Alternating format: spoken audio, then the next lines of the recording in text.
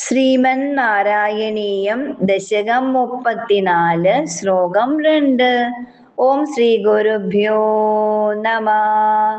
കോദണ്ഡി കൗശികസ്യ ക്രതുവരമവിദും ലക്ഷ്മണേനാനുയാതോ യാദോ ഭൂസ്താദവാച മുനികഥിതമനു ദ്വന്ദ്വശാന്താദ്വകേദഃ നൃണാം ത്രാണായ ബാണേർ മുനിവചനബലാത് താടകാം പാടയിത്വാ ലബ്ധ്വാസ്മദാസ്ത്രജാലം മുനിവനമഗമോ ദേവസിദ്ധാശ്രമാഖ്യം.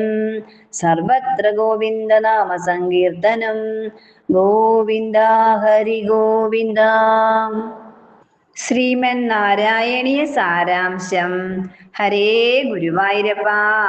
അനന്തരം വിശ്വാമിത്ര മഹർഷി തന്റെ യാഗരക്ഷയ്ക്കായി രാമലക്ഷ്മണന്മാരെ കൂടെ അയക്കണമെന്ന് ദശരഥ മഹാരാജാവിനോട് ആവശ്യപ്പെടുകയാൽ അച്ഛന്റെ അനുമതിയോടെ അനുജനായ ലക്ഷ്മണനോടുകൂടി വിശ്വാമിത്ര മഹർഷിയുടെ യാഗരക്ഷാർത്ഥം വില്ലാളിയായി ഭഗവാൻ കാട്ടിലേക്ക് യാത്ര തിരിച്ചു.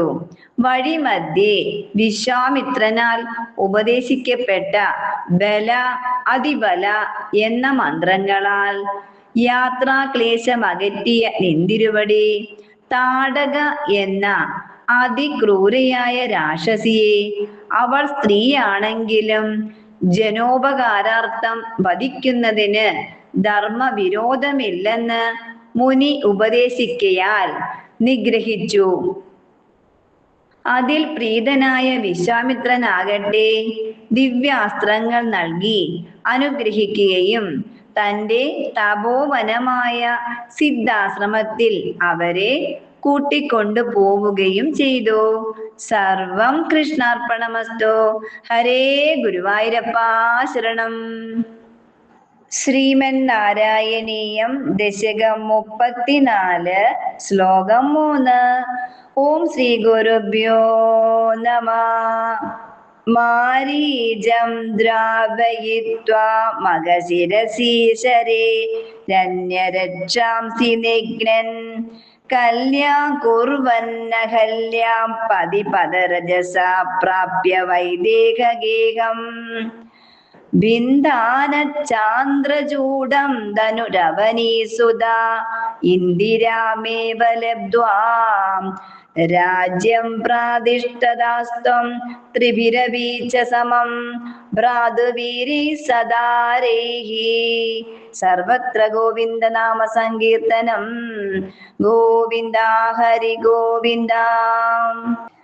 ജാനകി ജീവനസ്മരണം. ജയ ജയ രാമ രാമ. ശ്രീമൻ നാരായണീയ സാരാംശം. ഹരേ ഗുരുവായൂരപ്പ. വിശ്വാമിത്രൻ യാഗം ആരംഭിച്ചപ്പോൾ അത് മുടക്കാനായി അവിടെ വന്നു ചേർന്ന മാരീചൻ എന്ന അസുരനെ അവിടെ നിന്നും ഓടിക്കുകയും മറ്റുള്ളവരെ നിന്തിരുവടി നിഗ്രഹിക്കുകയും ചെയ്തു.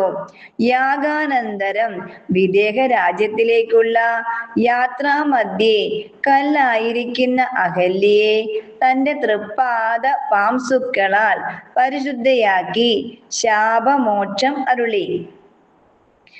വിദേഹ രാജ്യത്തിലെത്തി പരമേശ്വരന്റെ വില്ലാകുന്ന ത്രയംബകത്തെ ഒടിച്ച് മഹാലക്ഷ്മിയുടെ തന്നെ പുണ്യ അവതാരമാകുന്ന ഭൂമിപുത്രി സീതയെ വിവാഹം ചെയ്തു. അനന്തരം നിന്തിരുവടി തന്റെ 3 അനുജന്മാരോടൊപ്പം അവരുടെ നവവധുക്കളായ ജനകപുത്രിമാരോടും കൂടി അയോധ്യയിലേക്ക് മടക്കയാത്ര ആരംഭിച്ചു. സർവം കൃഷ്ണാർപ്പണമസ്തു. ഹരേ ഗുരുവായൂരപ്പ ശരണം.